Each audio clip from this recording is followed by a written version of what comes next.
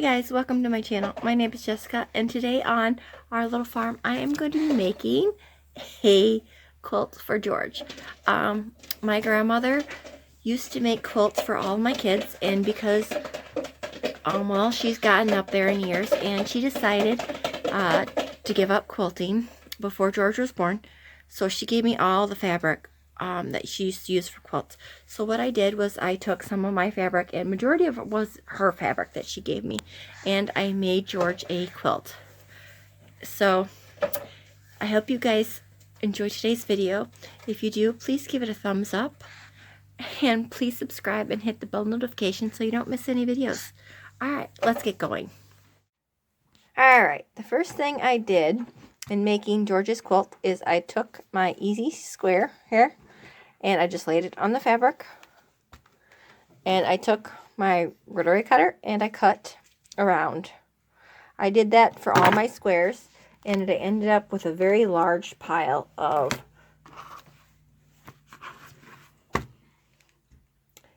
6-inch squares. Actually, they're 6.5. It allows for a 1/4-inch seam all around.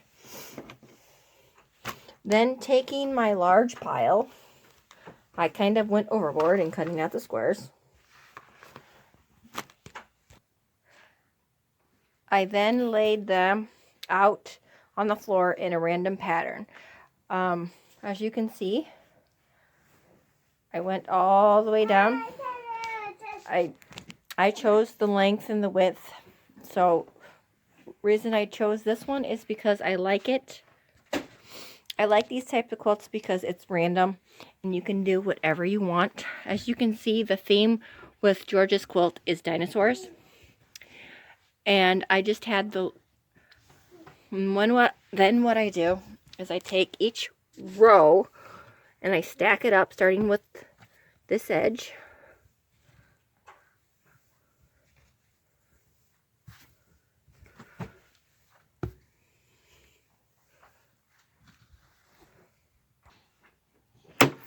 And then what I do is I sew each square together in the row.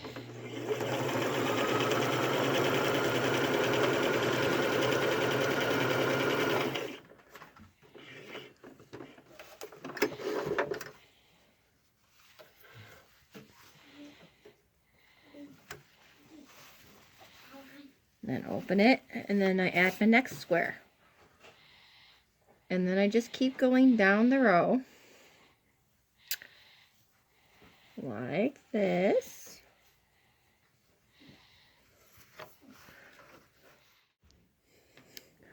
She was very good at, she liked making a lot of simple tied square blankets is what she made. But she made one for each one of my kids except for George, so, but that's okay.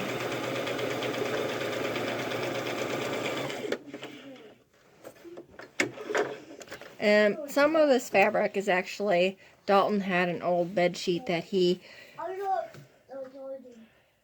tore a big hole in. Don't ask me how he managed that one, but he did. So I just cut it up into squares, and then it fit with the theme, so it worked. But that's the way to get fabric, is you use old bed sheets or old clothes that you don't want anymore. Now that I have finished the row, I'm going to attach this row to the last row. And that's what I did all down the quilt. I sewed the squares together in a row, and then I sewed 2 rows together. And then by the time I'm done, then all I have to do is sew the last row. And so what you want to do when you're sewing the row is, I don't ever pin. You can pin if you want to, but I don't. Is line it up. I do it 1 block at a time. And then what you do for your seams here is one side, you kind of sandwich them together. Just like this. You can see. And then what I'm going to do is just sew it together.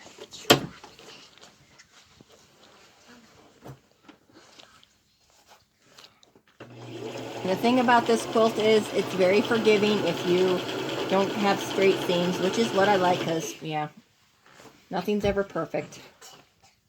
and then I stop, and then I line up the next seams, make sure my things are sandwiched together, and then go again. And then I'm going to keep going all the way down and continue through the whole quilt.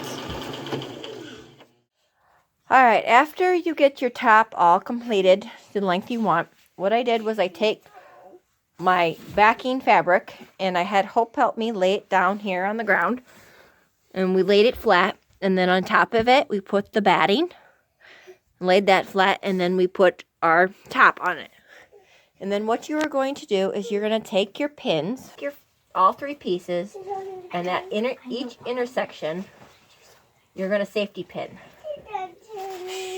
just like that. And then you're going to repeat it again. This is the way my grandmother taught me, so that way then you could keep your layers nice and flat. And then do your tie part. And then I'm just going to keep working at each intersection. Alright, and since it's all pinned, now you can actually pick it up and work on it, and it will not crinkle your back. And what you're going to do is you're going to take yarn and go through each one of your pinholes and then tie a piece. Then you take your needle and your yarn. I usually use a bigger needle. And at each intersection, you're going to start on the top and go down.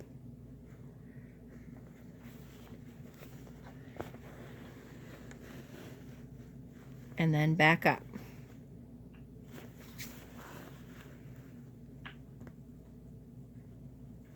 Just like this.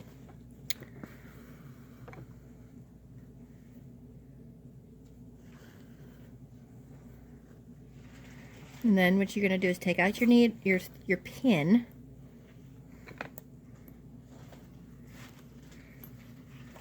and then tie it together.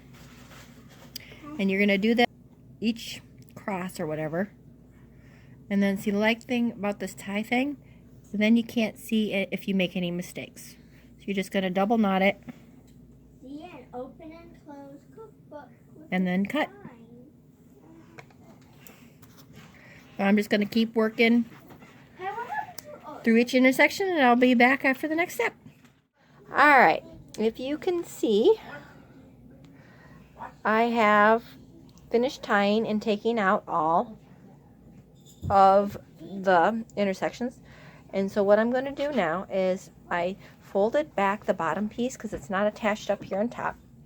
And I'm going to trim the batting to right here.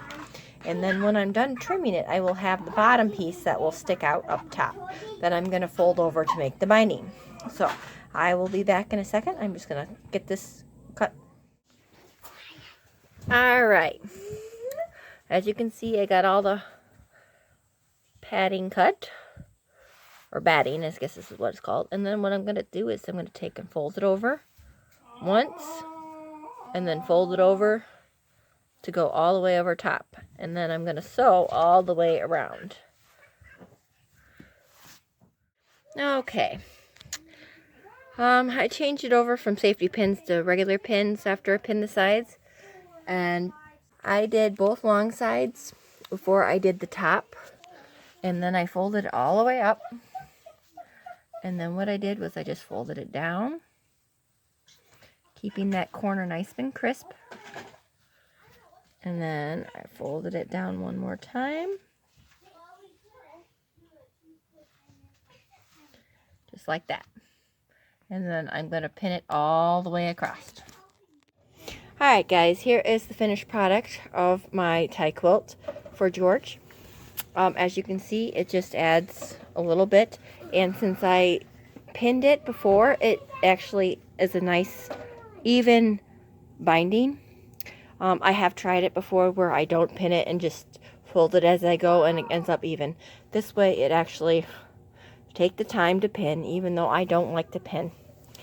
A tie quilt is one of the easy ways to start quilting. You just cut a variety of squares, any size you want them, and then you can space them out into however many rows and make it as big or as small as you want. And then just tie it together, and then you have a nice little quilt. So I hope you guys enjoyed today's video on my quilt that I made for George. I'm using my grandmother's fabric. And please continue watching my other videos. And you guys have a good day and God bless.